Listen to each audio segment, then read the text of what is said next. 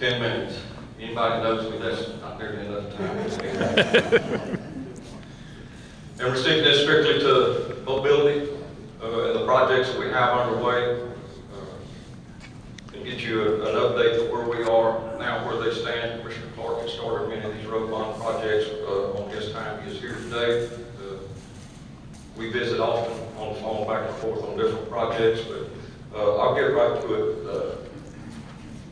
She'll have a slide up there, some of those. I'll look at my notes here. Gene County, if you know that it's under construction out there. It's going to be 2 lanes with a turn lane. It already needs to be 5 lanes with a turn lane. With the amount of activity that's going on, we're already looking at that. It will require a road bond for us to be able to deal with that in the future. I don't have a date on the final completion, but they're well underway there. They're moving along Vulcan. Bill Smith and Company are the ones that's taking care of that project. They won the bid. We had to go back and rebid it. And they won it again. We have a good working relationship with those folks, and it's been going well. And we will work on that in the future to widen that to 5 lanes. That will be one of the first projects on the road bond. Old Houston Road is under construction now, out here between 242 and 3083 area up there. It's moving along really well. We're working with the energy to try to move their utilities. There's a lot that goes into building a road. It's not just the widening of it. If you don't have the right of way, you have to purchase the right of way. After you get the bonds that are voter approved to build these, and then you have to move the utilities. I don't envy people in schools right now with the amount of people that have moved here. We have around 160,000. We're the largest population by precinct in Montgomery County, and we're dealing with the mobility problems. You guys are having to deal with schools and energy. I don't know how you do it to try to keep up with homes. So we're working closely with them to get the utilities moved over there so we can get that, to get Old Houston Road finished. In a minute, we'll touch on the other work that needs to be done as well. Salters Road, they're going to have a pre-construction meeting here right away on it. That will be 4 lanes with a turn lane. Long time needed over there. We're doing maintenance in that area as we speak. To try to help with the drainage and to keep sand and other things off the road, and that goes well. But we already let the bid on that. It's already been approved in the Commissioner's Court, and they can start that construction very soon on the Salters Road project. It'll go down to right around the drainage ditch is where that will go to. Ford Road, we haven't started construction on that. Design is 90% complete. We're in purchasing right away now. We have 61 parcels out of 100. There are about 7 people that we'll probably have to go to eminent domain with. But just to touch on that quickly, I'm not an eminent domain kind of guy. I understand how it works, and it has to happen sometimes. But I told the people when I came on board, the folks that we're dealing with, you make folks a fair offer. And if they don't accept that, you make them a more than fair offer.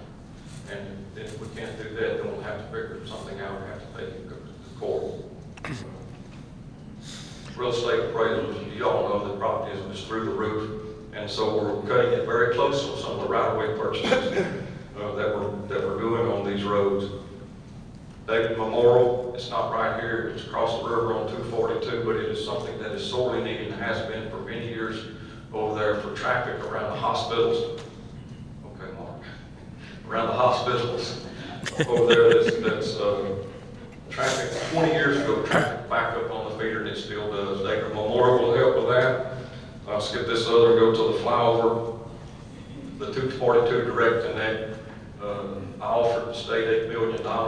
They wouldn't take it. Charlie Riley and myself got together, and so we're going to fund that from pass-through funds that we had before the entire flyover, and we're continuing to work with them. The state stepped up and ponied up $15 million to take care of the drainage under 242. Commissioner Clark got the widening of 242 from 59 on his watch, and then the flyover. We can tie all this together. There's a street Donwood by the food bank over there, and David Memorial.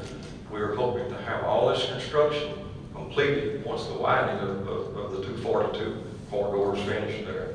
Tama's another street they're working on that's about 90% complete. I just mentioned Don Wicker. That'll be a concrete roadway that's crucial in that area with a tremendous amount of traffic. Community Drive, if you're very familiar with Community Drive by Ace Hardware, under construction now. That will be two lanes, turn lane there. All these projects have been a long time coming. They're sorely needed, and we've got things in here moving forward on them. It's going to help with mobility here, but that's not nearly enough, guys.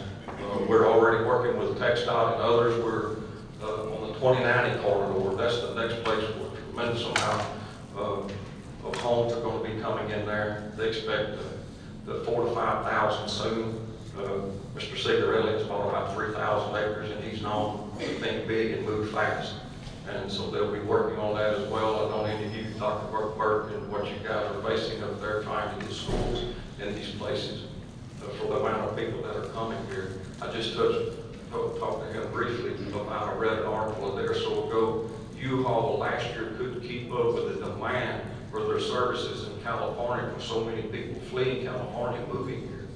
And I don't see that's a bad thing. Nobody told my family in 1844 that we couldn't live here, so I don't think we have an option to do that.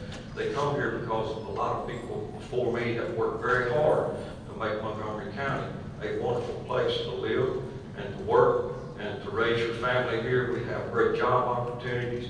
We have wonderful churches and great schools, recreation. We have it all here if you want to live. I'm glad to be from Montgomery County, and I'll continue to do my part as your commissioner to work on the drainage. We do that daily, and we have a wonderful staff and a wonderful team. I try to compensate them to keep them. If you will notice, if you'll read, that people are quitting their jobs in droves, and we've had people that laughed at us trying to hire them for trash crews, that we can stay home and make more money than what you're going to pay over there. But we're still moving forward. We still have the clean roadside crew. They're doing an outstanding job. So that's all part of it's important to keep the roadways that we have and others clear. I'd just like to I'll take about a minute. The new project and the next road bond that I don't really see this honestly coming in the next 2 years, maybe in 3 to have another road bond. Of course, it's voter approved, but some projects that need to be on there is Old Houston Road on the south of 242 down to the Village Way area. Tremendous amount of traffic and 18-wheeler traffic there as well. Incidentally, we have Constable Hayden and I just worked together to put on a commercial motor vehicle compliance guide to help with the problems that we're having with that. I just mentioned to you that we're working with TxDOT to expedite that project on 2090 up there. There's nothing on the books right now, but we know it's already there, and we know that it's coming.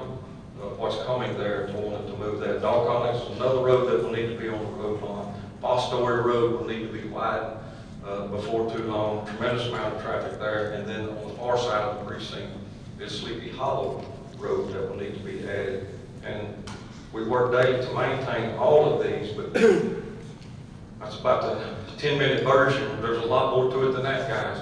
But they're working daily. We have wonderful contractors that are moving this as fast as they can in a timely manner. And we're trying to expedite all these as we can. Folks are moving here, we're aware of it, and we're going to do our best to accommodate them and accommodate the schools and others that depend on transportation, fire and EMS and others, to be able to get from point A to point B, and you and me. So thank you for the opportunity to speak here today. Thank you, Mark. That's my presentation for you. Thank you, Commissioner.